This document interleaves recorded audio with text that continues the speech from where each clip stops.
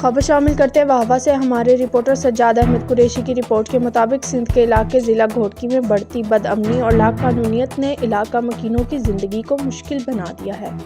عالمی کلاچی اتحاد کے مرکزی چیئرمین سردار بشیر خان کلاچی نے 3 افراد کی ہلاکت پر تشویش کا اظہار کرتے ہوئے کہا کہ اس علاقے کے حالات دن بدن خراب ہو رہے ہیں، جس کی وجہ سے لوگ نقل مکانی کرنے پر مجبور ہو رہے ہیں۔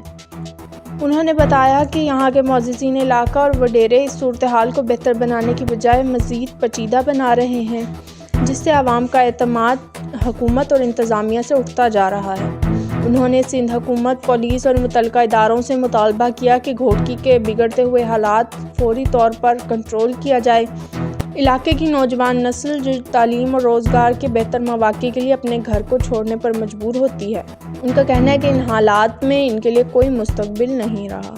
انہوں نے اس بات پر بھی افسوس کا اظہار کیا کہ ہمارے کلاچی قبیلہ کے 3 نوجوانوں کو دن دہاڑے بے دردی سے نامعلوم افراد نے گھوٹکی میں قتل کر دیا اور ان کے قاتلوں کا تاحال کوئی پتہ نہیں لگایا جا سکا۔ پولیس کی قاتلوں کی گرفتاری میں سرد مہری کی وجہ سے قبیلہ کلاچی میں اضطراب بڑھ رہا ہے۔